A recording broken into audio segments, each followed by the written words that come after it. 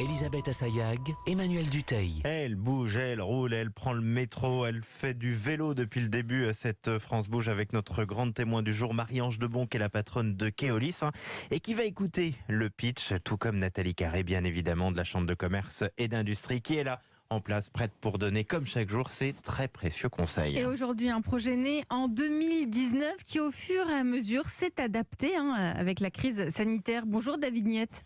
Bonjour Elisabeth. Bonjour vous avez 35 ans, vous êtes le cofondateur de Senpai. C'est une plateforme qui aide les entreprises, notamment là pendant cette période de crise.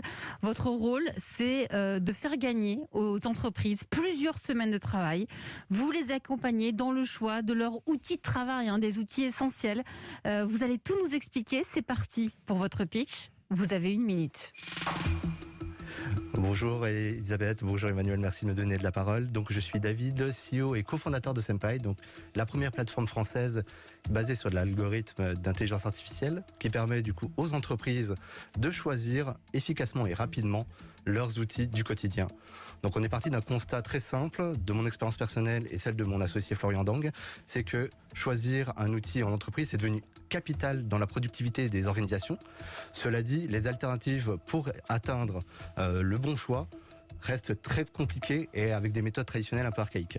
Donc on a décidé de créer la plateforme Senpai justement en réunissant toutes nos connaissances, en créant un algorithme, donc c'est un peu à la mode, mais en tout cas on a mis notre connaissance du marché au profit pour automatiser un maximum de choses, modéliser les données, avec une plateforme qui concrètement, quand on est une entreprise, on va créer son projet, mettre ses contraintes et ses objectifs, dans laquelle on va pouvoir comprendre le projet et justement à l'issue donner tous les résultats pertinents. Alors bravo déjà David pour ce pitch. Comme tout le monde, vous avez oublié de dire si c'était gratuit, payant. C'est gratuit pour les entreprises. Vous vous rémunérez par les éditeurs qu'on référence, parce que c'est ça l'idée. On va prendre un exemple. Je suis patron de PME, j'en ai aucune idée de savoir quel logiciel va être le plus pratique pour gérer ma paye par exemple. Je rentre mes besoins sur votre site et grâce à l'algorithme, vous me dites c'est ça le plus intéressant. Mais vu que c'est les éditeurs qui vous payent, c'est vraiment le plus intéressant ou c'est celui qui vous a donné le plus de sous ? On va dire qu'on est parti sur un modèle comme beaucoup de startups, donc on teste nous notre projet, notre alternative, et donc le business model est aussi quelque chose qu'on teste constamment. Donc les éditeurs sont très réceptifs aujourd'hui, mais pour revenir un petit peu au sujet, aujourd'hui c'est normal que ça soit compliqué pour les entreprises de choisir les bons outils, même si avec la crise du Covid on s'est rendu compte que la digitalisation était primordiale, puisque derrière on a besoin de communiquer, de travailler ensemble. Mais voilà, aujourd'hui c'est 10 000 solutions de logiciels, c'est une dizaine d'outils utilisés quotidiennement par les collaborateurs. Donc c'est un vrai levier de productivité et de croissance pour les entreprises. Alors David, merci aussi pour votre pitch. Moi j'aurais donné plus d'exemples concrets parce que les outils, nos auditeurs, nos auditrices ne savent pas forcément ce que c'est. C'est par exemple une adresse mail. Moi je ne savais pas, il paraît que quand on est une entreprise, on retrouve plus de 10 000 offres pour créer une adresse mail, et c'est là où par exemple vous pouvez intervenir. Ça fait partie des outils. Absolument. Donc aujourd'hui dans le monde de ce qu'on appelle avec l'avènement du SaaS, Software as a Service, donc les logiciels dans le cloud, on a plus de 10 000 outils disponibles. Donc quand on est un décideur et qu'on a besoin c'est là où vous intervenez. C'est là qu'on intervient, l'algorithme modélise et donne toute son intelligence pour sortir le perfect match. Bonjour Nathalie Carré.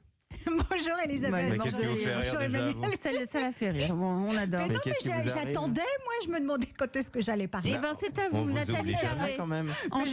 Non. en charge de l'entrepreneuriat à la Chambre de commerce et d'industrie. Quelles sont les forces et les faiblesses de Senpai ? Senpai qui est donc une solution qui est quand même vraiment adressée aux entrepreneurs aujourd'hui. Aux entrepreneurs. Eh bien je dirais enfin. On a des annuaires depuis longtemps, mais il manquait vraiment un outil d'aide au choix, car chaque système SaaS dise je suis le meilleur, je suis la seule plateforme, je suis unique, etc. Ce qui rend le choix pour les professionnels extrêmement difficile. Le process pour faire une demande à Senpai est simple, mais oblige quand même l'entreprise à définir ses besoins et un cahier des charges, et ça aide en fait dans la démarche pour s'assurer de l'adéquation entre le besoin et la solution identifiée. Et puis, la gratuité. Je mettrai quand même 2 points améliorés. La question se pose toujours sur acheter ou louer un logiciel. Donc peut-être que vous pouvez aider l'entrepreneur dans cette décision avec un tuto ou un petit diagnostic. C'est pas si simple, parce que c'est pas cher par mois, mais quand on multiplie par année, on peut se dire que ça peut être intéressant d'acheter parfois. Et puis deuxième point, on peut pas tester sans créer de compte. Ça peut bloquer certains professionnels qui peuvent avoir peur d'être contactés par un commercial, par exemple. Et puis aujourd'hui, votre solution ne fonctionne pas pour tous les applicatifs. Par exemple, la comptabilité ou la paye, comme Emmanuel en parlait. Là, ça fonctionne pas. Non, pas en tout C'était le cas. bon exemple, voilà. Emmanuel. C'était le bon exemple. Et c'était le bon exemple. Merci de rappeler que c'est un gros nul. Pardon, Emmanuel.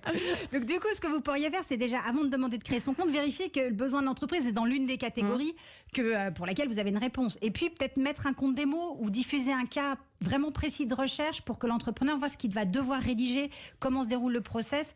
Là, on a quelques captures d'écran, mais c'est pas assez précis. Vous l'avez dit, le temps, c'est un facteur essentiel pour tout entrepreneur. En ce moment, ça se calcule vraiment en minutes.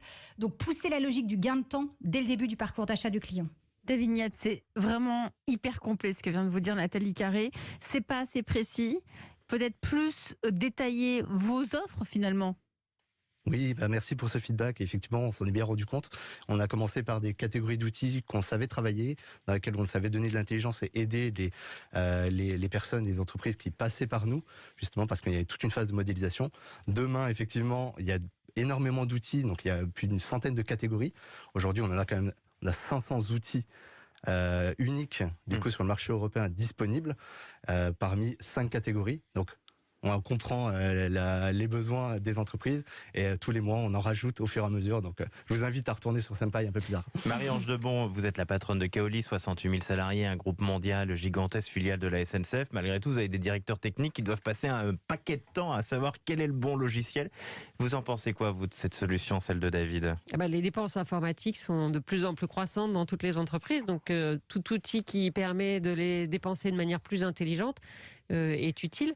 Je pense, comme ça a été dit, de bien préciser quels sont les applicatifs concernés. J'avais compris que vous étiez plus dans le marketing, dans le commercial. Et bon, évidemment, nous aussi, comme on adresse nos clients, nos passagers, on a des outils pour mieux comprendre les comportements, les habitudes, les attentes de nos clients. Si vos outils nous permettent de mieux choisir des outils informatiques dans ce domaine, ça sera intéressant. Oui. Merci à vous David Niette d'être venu nous présenter votre solution qui s'appelle Senpai.